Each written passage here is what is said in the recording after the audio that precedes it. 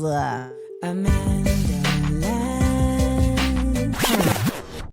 60-second headline. And I run down some news right quick. Run it down, mama. Put us on. Welcome. Nice mug. Oh, thank you. You this little thing, you like it?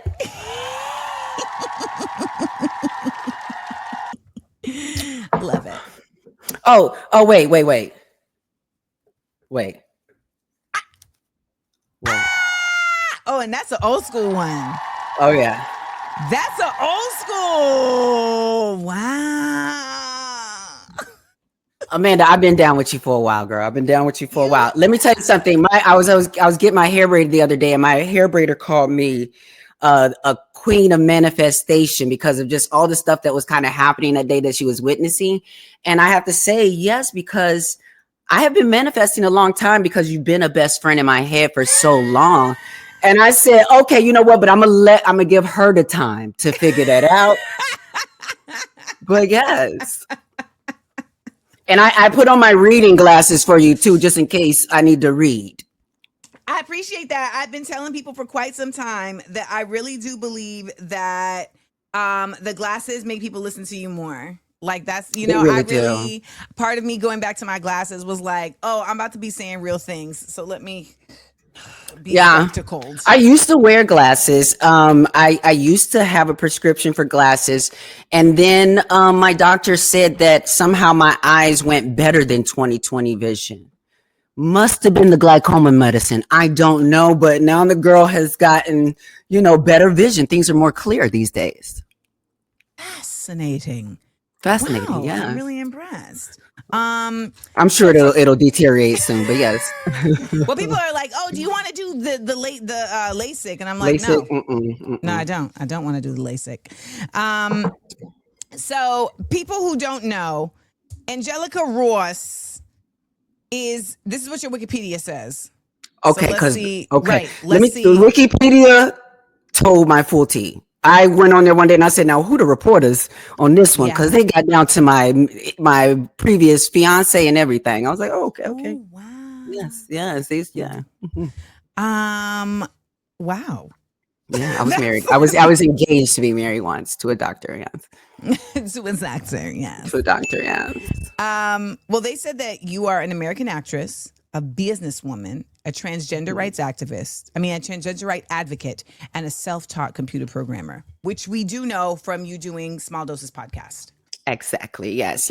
I don't like to consider myself a trans, and people do that, and I get it, and I totally get it why. But like the reality is, I'm a human rights advocate. There it is. And it's just I don't really understand how we got the word. Kimberly Crenshaw introduced us to intersectionality, and yet people are failing the exam.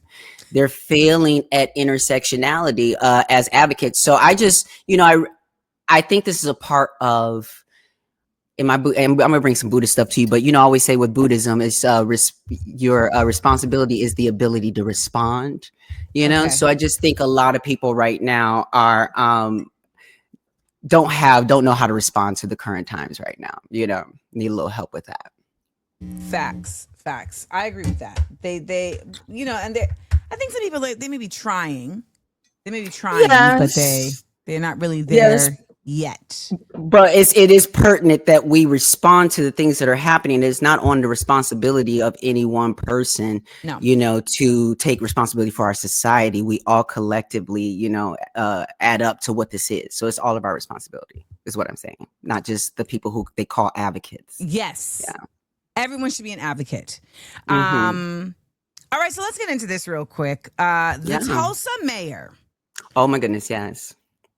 Okay, so let me just get y'all together real quick on this. So Tulsa's new mayor, who is their first black mayor, oh Lord, who is their first black mayor, he is getting a lot of press right now for proposing a $100 million private trust as part of a reparations plan to give descendants of the 1921 Tulsa Race Massacre scholarships and housing, and help in a city-backed bid to make amends for one of the worst racial attacks in U.S. history. His name is Monroe Nichols. Now, he doesn't use the term reparations, okay? He doesn't use the term reparations. He says it's white people. You got to try not to white people. He said it's politically charged, and his sweeping plan he calls instead a road for repair. Now, let me explain what the plan is. And then I want you to tell me if you think he is actually a reparationist or if you think this is just being called this when something else is happening. The funds raised by a private trust include $24 million for a housing fund and $60 million for a cultural preservation fund focused on reducing blight.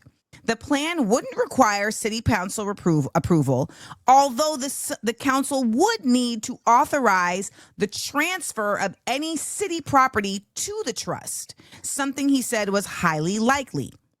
Although details will be developed over the next year by an executive director and a board of managers, the plan calls for the bulk of the funding, $60 million, to go toward improving buildings and revitalizing the city's north side.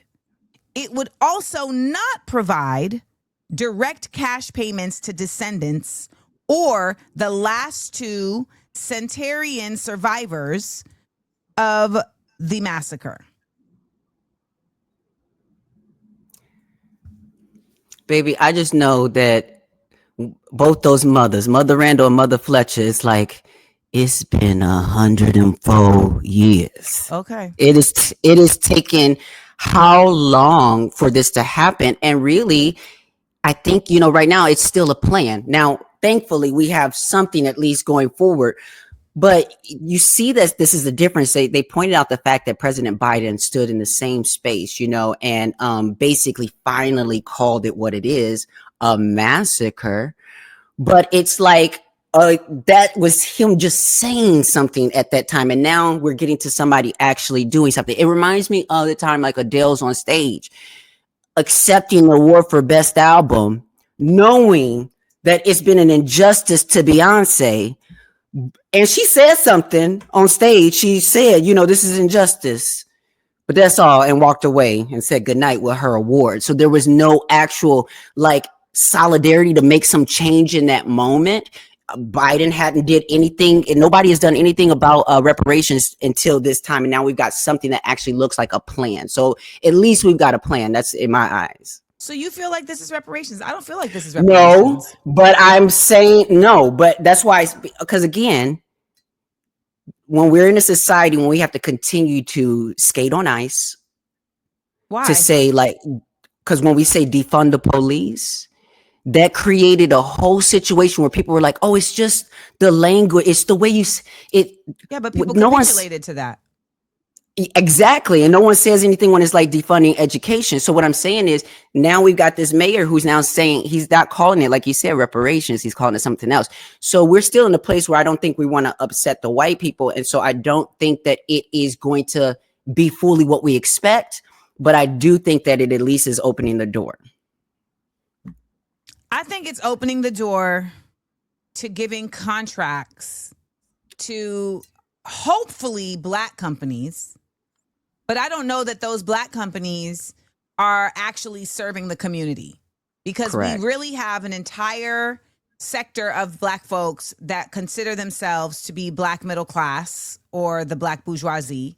And they do not by any means consider their connectivity to Black people as a community. Like they look at themselves as like, I got out, so I'm here. And I feel like when I see a lot of Democrats, that's where they exist. So we'll see. I mean, I feel like when you're not going to give people the money, I don't like it. And I don't like his face. What's wrong with his face? I don't trust it. I don't trust his face.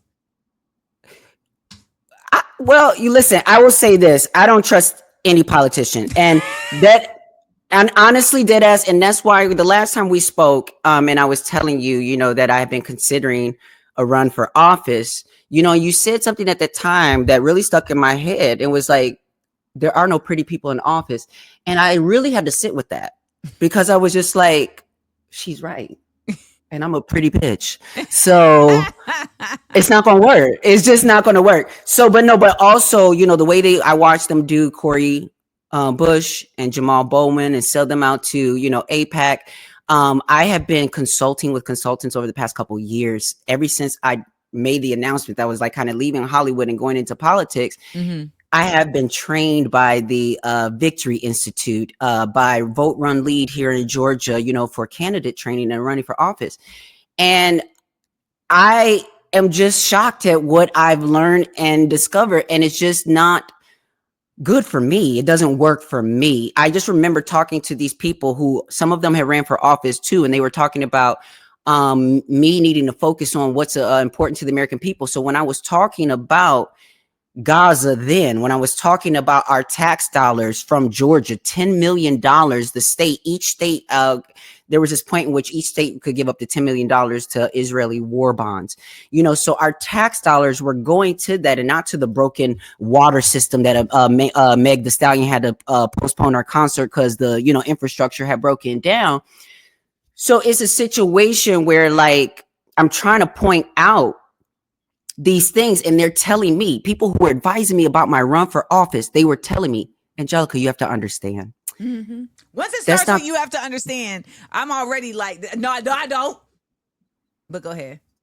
You have to understand that that is not what's on most American people's mind. The war is going to be over by the time the election is done, and we're going to be moved. This was before, this was kind of early on in the situation, and to me, it was a marker of how grave of a difference that they were seeing things than how I was seeing things that are going to be affecting, people on the ground, and that this would be almost the issue that kept Kamala out of office.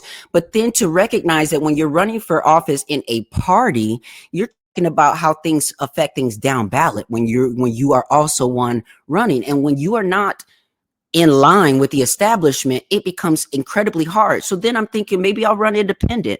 And then I'm realizing, but it's the Democrats who are filing lawsuits to make sure the independent voices aren't on the ballot. Talk to them. So is that democracy?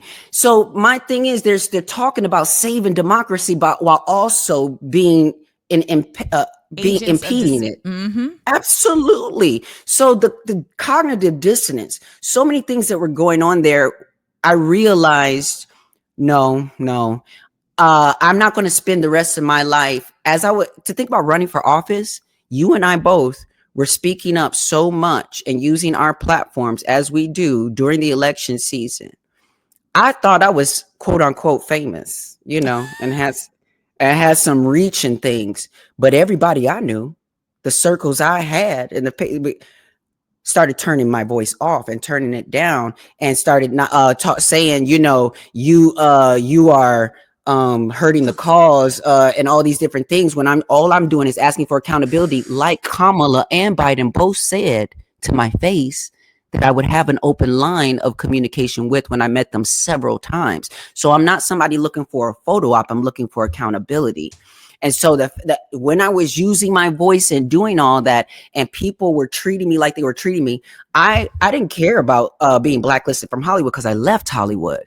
But when I was out here doing the things and speaking, I didn't know my own LGBT community was also controlled by Zionists. Yes. Because HRC and GLAAD and all these organizations have been quiet this whole time and didn't say anything until a white girl actress from Hacks was accepting her award and then said something, and they're all applauding. Of course, we're going to applaud the white girl when she says something, but we're going to suppress and remove the people of color and everybody else who don't have voices.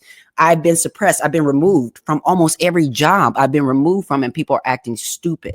So I got on Threads one day and I said, I don't like the way that y'all been treating Amanda Seales. I don't know if you didn't see it? I didn't see that. I caused a ruckus. It caused a ruckus. There was a ruckus. It was a ruckus. I said, I don't like the way y'all been treating Amanda Seals. And I said, low key, the reason why is because y'all don't understand the same things you are saying to her, people are saying to me and about me. And they try to make these to try to distinguish. Well, it's just the way that you say it. It's obvious that you have love for people, this, that, blah, blah, blah, and tone policing. And, what I realized when so many people were coming at me when I was defending you and saying these certain things, and even people have pulled me to the side and was like, that's not the hill you want to die on. I need to know who those people are, Angelica. We'll have a side conversation. And the reason why, and these are people who I consider to be friends, right? But at the same time, what I said about you on Threads, said about you on Threads, no one stood up to say to me. No one said, I don't like the way y'all been treating Angelica. No, mind you, people did. People I don't know like that. Right, you know what I'm saying? Fans and people who know that you're saying the things, but no one who was a friend. These people aren't really our friends, though. That's what really I found out. That's what you really find out. Like when people that I've platformed over and over and over again, all of a sudden are like, oh, I can't put you on because it's my birthday that day. So they may have plans for me. So let me go see what they got planned for me. It's just be weird little thing. And you like, so, okay, got it. There's certain. And I just realized with you, Amanda, this is what I realized. People pick and choose. People are very pick and choosy when it comes to protecting Black women. People are very. Well, I don't count as a Black woman. Right. Well, for a lot of people. For a lot of girl, you my sister, so I don't care what they talking about. But for a lot of people, that's really what, like, you light skin. Your mama from Grenada. I have some. I don't know them people. I don't know her. I don't know them people. So like that's for a lot of people, it's really, I talk white for a lot of people. So like I don't fit their metric. Like I haven't, like, for some people it's literally like, did you go to jail? Like that's actually some people's metric on if you are Black, which is sad. I see people every day caping for the worst people, and here's the situation, and my Buddhist practice has given me a different definition for celebrity, and it's just all about a reflection of who and what we celebrate, and people celebrate the worst people. And so what I know is when I started really breaking things down, number one, you and I are more like that, you girl, but secondly, I started to see the things that people were saying to me on the side, or even the people that were doing it. I was just watching a reflection and getting to see, like a fly on the wall, how people were talking to me, talking about me. Right. I don't care about the tone. You may not say this, blah, blah, blah, but I tell you one thing, I trust your voice now more than I trust a lot of other people. Thank you, my love. Thank you. Sip to it. One thing I will say real recognize real. Real recognize real. It does. Real recognize real. And at the end of the day, tone is just something that particularly when I am not speaking directly to somebody, like if I'm just on a video, to take my tone personally is a choice. If I'm speaking to you directly and you say, hey, the tone you're speaking in is giving me some type of feeling, then we can talk about that, right? And I'll either explain to you, like, I can change it, or, we can get a better understanding, because sometimes I can't change it. And then Absolutely. A lot of times I won't change it because ain't nothing wrong with the tone. Well, baby, they call me Miss Ross the boss for a reason. And the thing is, Amanda. And the thing is that sometimes as a boss, when you're running business, you can't say everything nice, especially when you're paying people to do stuff, like you said, to do certain things. Like, I don't have to be nice all the time about. What is the nice part? Like, I don't know. The thing. It's really a coddling. It's only put on Black women, I think. I had to fire somebody. I had to fire a brother one time. And I said, you know what, Amanda, you going to try and talk. You going to Tabitha Brown this. You going to put on a mask and Tabitha Brown this. Okay. Now, that's not a mask that Tabitha's wearing. That is who Tabitha really is. But I put on a Tabitha mask to pretend for this man. Okay. So I put on my Tab mask and I said, hey, baby. Okay. So this is how this is going to go. We're just not working well. We're not working right. And unfortunately, this just isn't a match. And so we're going to have to move on. Do you know that his boss, because like it was my radio show, so I had to let go the executive producer. So his boss hits me and is like, did you have the conversation to let him go? And I said, yes. And he said, because he doesn't think that you fired him. I said, what do you mean he doesn't think that I fired him? Our next guest, Kim, is rolling. He says, what do you mean he doesn't think you fired him? He said, because he said that you were so nice about it, he didn't believe you. Now, but that's how men are. That's how men are. You have to be so direct when you dating and stuff like that. You cannot be nice about a no. I don't want to date no more. Somebody's gonna. I'm definitely not. Somebody's literally gonna have to come and find me and then stick around because I'm gonna be like, no. They're gonna have to offer up skill sets. They're gonna be Absolutely. like, do you want a path down to your hammock? I can make that happen. Please do. Like it's gonna be a work of proving your character, your stamina. They're going to have to read my entire memoir, all 150,000 words. I will provide it to them. I won't even see them again until they've read the memoir. It's like literally it's going to be like this. It's going to be like a suitor. You know how the suitors would show up like I would like to, except they're not showing up to my mama or my daddy. They're showing up to me and they're like, I would like to pursue you. And I said, okay, here is your text. Here's your syllabus. Read it through. If you still are interested after that, you can come back and we'll see if I'm interested in you. That's what we're doing now. I'm not giving no cliff notes. I'm not giving no syllabus. I'm not giving nothing. Trans ain't even a factor for me anymore at this point when it comes to dating because I don't care. Because the situation is, I'm Angelica Ross. So if you cannot see the value in dating me, kick rocks. Keep it moving. Listen, I dated somebody back in the day who was still my friend. He was like, you know, I just feel like men need a manual for you because they really don't understand that they cannot show up at whatever they were. They have to level up. So he was like, I think the patriarchy and then women playing to the patriarchy has just made condition men to do the least, because I just feel like we're all human. So the point of any kind of relationship is to pay attention to that person and learn that person. You don't need a manual. You need to just be inquisitive enough and curious enough and interested enough. Not only are they not, so many of men don't like actually hanging out with women. They just like they treat you like fleshlights. Yeah.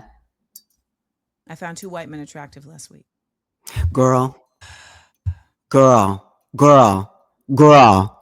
I tell you that I finally started answering back some of the messages from the white men? It's pain, girl. I didn't like and it ain't even in me.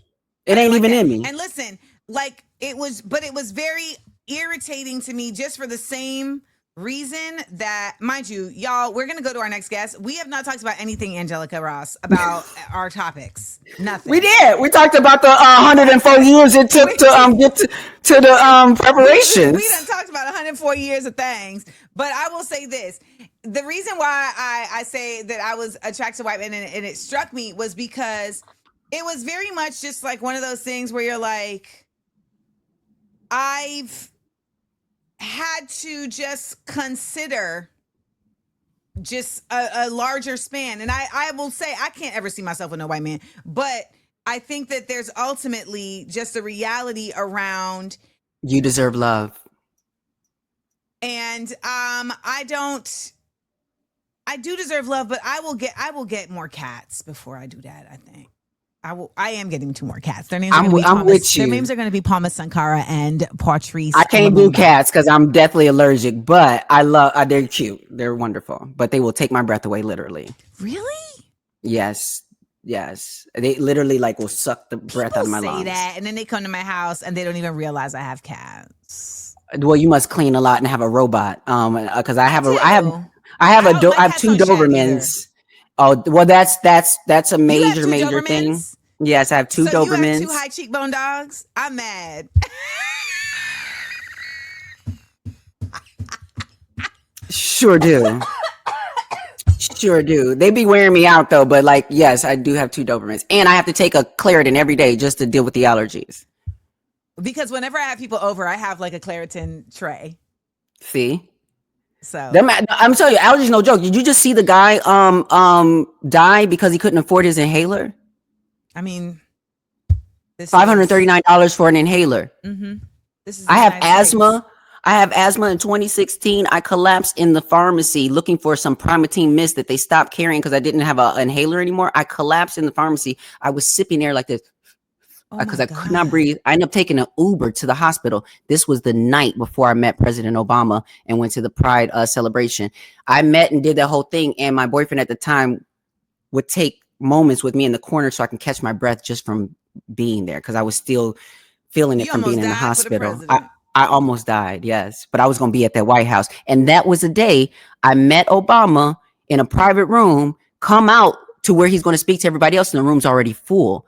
So I can't see everybody and see what's going on. And then when I hear a woman yelling in the audience or someone yelling in the audience, that was Genesette Gutierrez, who was, they said, heckling the president, and they end up kicking her out for asking him to stop deporting people. You know, they call him the deporter in chief. I'm going to talk about that a little later. Well, Angelica, you got to come back. I will. You know it.